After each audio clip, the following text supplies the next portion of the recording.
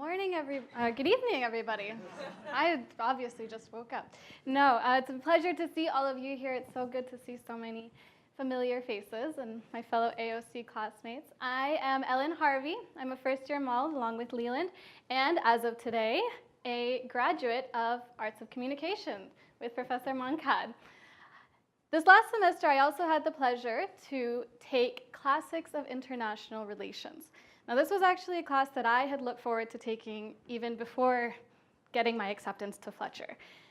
It was my opportunity to read books, Thucydides, Kant, Locke, Schelling, books that I had always wanted to read but never really had the time to. This semester, I got that chance, and we read most of those books. But the first book on that syllabus was about zombies. Kind of threw me for a loop. It was international theories of international relations and zombies. Tonight we have Professor Drezner here with us to explain that choice and to explain to us the importance of media and how it impacts and relates to international relations. So let's give a big round of applause to Professor Drezner. Thank you very much. Thank you for having me here. It's a pleasure to be here. Thank you very much for the introduction, Ellen. And yeah, you did read most of the books, although I don't know if you really had enough time to actually read those books, for which I apologize. So I'm supposed to talk about, if the theme of this is about media and communications, the question is, how can you understand world politics? And this matters a lot, because really, if you think about it, there's a lot that's going on right now. There's a lot of conflict in the world. Syria, Yemen, Ukraine, you name it. There's a lot of natural disasters that are going on. This photo is from Nepal that happened within the past week. There's some life-changing technologies that are ostensibly going on if you have $10,000 to drop.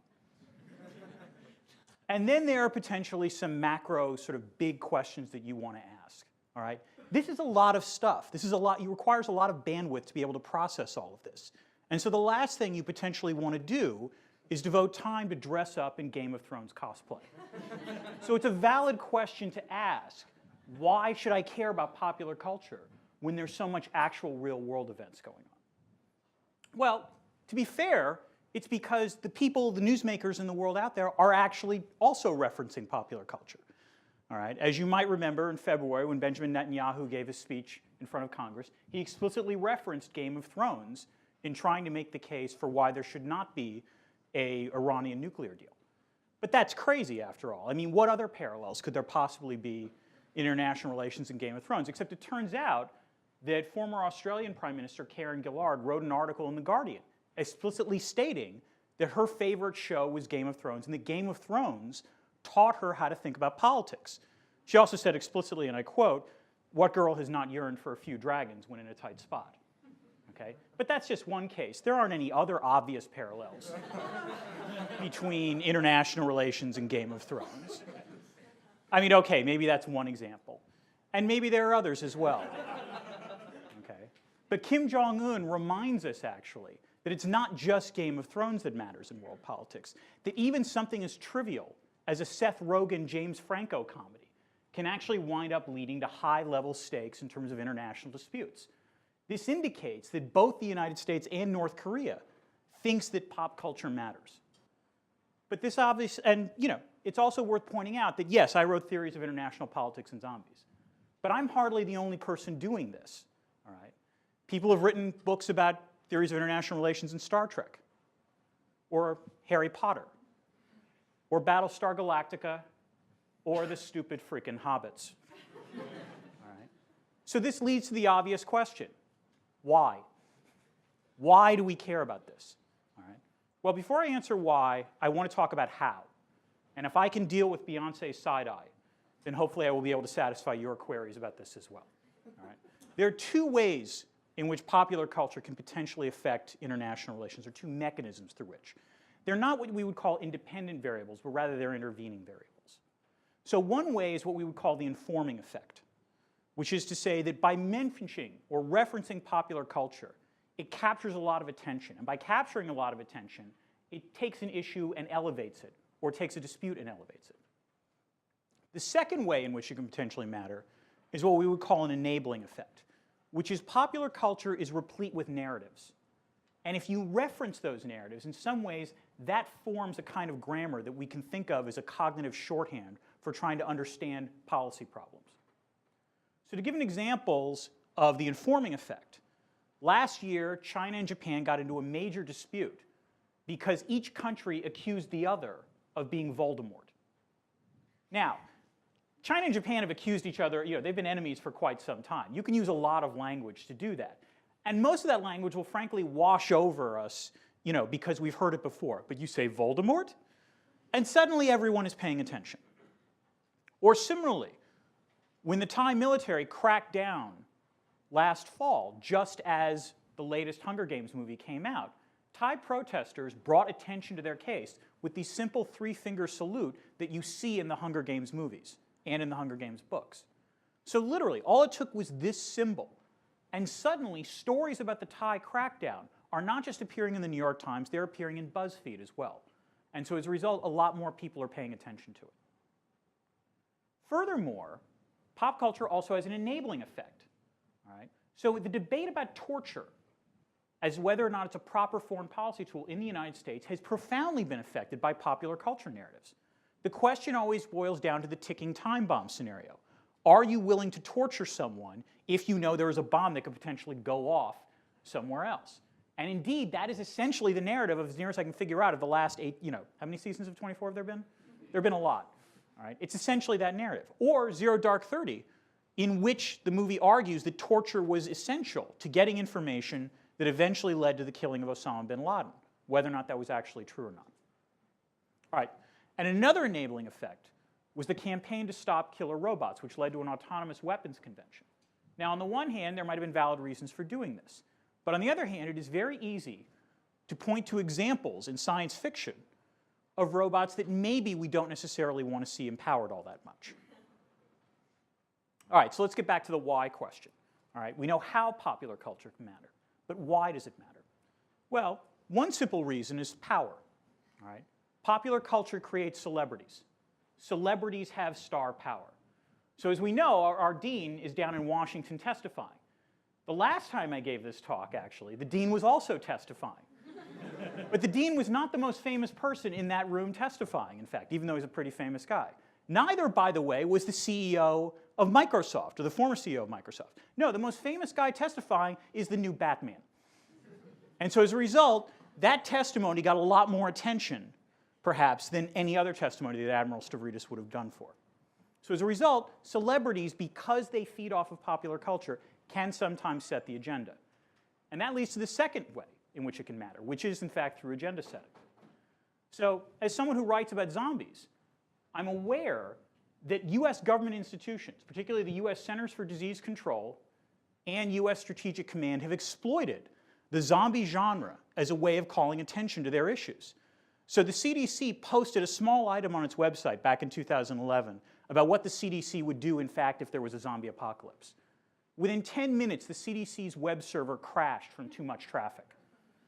Recognizing a good thing when they found one, they actually created a comic book about what to do in the case of a zombie apocalypse. And as it turns out, of course, the thing you were supposed to do is the same thing you're supposed to do in case of a pandemic or a natural emergency, minus the shotguns. Similarly, US Strategic Command actually came out with a war plan, Con-Plan 8888, about what US Strategic Command would do if, in fact, the dead were to rise from the face of the earth and feast upon the living. Hint, they talk a lot about nuclear weapons in that. All right. The third purpose that popular culture can serve is pedagogy. All right. It is, in fact, a way to instruct. All right. As a professor, I've got to capture your attention. I have to maintain your attention, even while reading pages upon pages of Thucydides. Now, how do I do that? Well, it turns out that, you could argue that fictional treatments of power are in some ways just as sophisticated, indeed even more sophisticated, than nonfiction treatments. Now, you might think that the person who wrote this or said this was some new person who just published a book about Battlestar Galactica. In fact, this quote comes from Robert Dahl, who is, in fact, in many ways, the godfather of modern political science. And his point is a valid one, that if we think about the ways in which we can talk about politics, fictional narratives are useful. But not just fictional narratives. In some ways, genre is even better, because the problem with straight political dramas is that they are often too simplistic. They either paint a world where everyone is either good or stupid. Or they paint a world where everyone is Machiavellianly evil or stupid. Or they paint a world where everyone is crazy. Right? Instead, what you need is that by relying on genre, we can think about politics in a way slightly divorced from our actual real-world circumstances, and nonetheless actually have substantive debates about the purposes of democracy, the nature of torture, the elements of espionage, and literally how anarchy affects the way we live. These are deep, important issues in political science and in international relations. And in some ways, genre is better at dealing with that than others.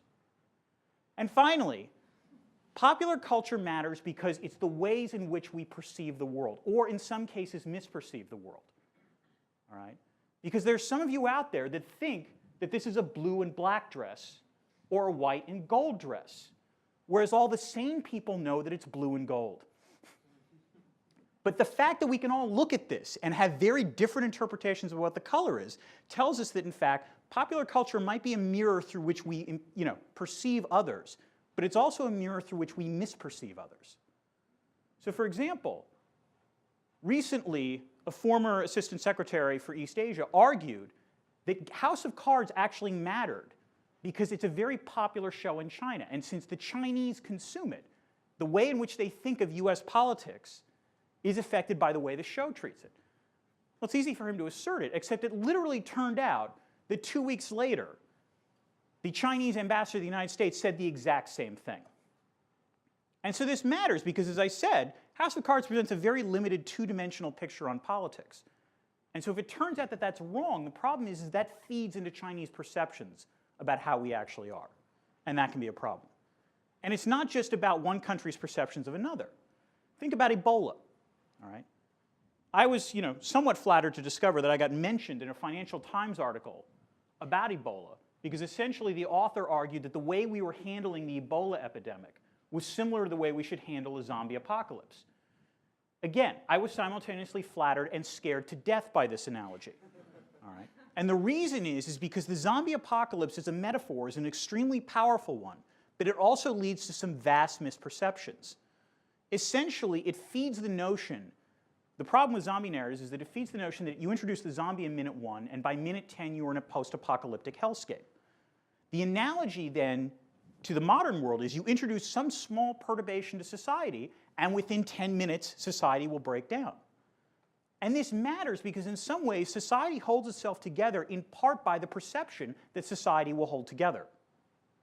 If in fact you alter that assumption, it does become easy for society to break down. And the problem is that there are many people that like to make this argument. Wayne LaPierre has had a series of speeches in which he essentially argues that America is in an extremely unsafe place, and therefore you should buy guns. All right? Why is this? He talks about all kinds of various forms of killers or riots or all sorts of threats. Never mind the fact that the actual crime data suggests that we have never been in a safer time to live in this country. All you have to do is reference things like The Walking Dead, and it feeds this pervasive sense that the world is not a safe place. And in some ways, the problem is that popular culture can create this misperception, overlooking the point that in fact human beings are awesome, and that we are incredibly adaptable. We have invented a whole variety of things that are extremely useful and valuable to the world. And that until we realize that, we will be a prisoner of the very popular culture metaphors that we embrace in the first place. So hopefully you now realize that sometimes a zombie is just a zombie. And therefore, you will be as happy as Beyonce to realize that popular culture matters. But precisely because it matters, you also need to correct its occasional misperceptions. Thank you very much.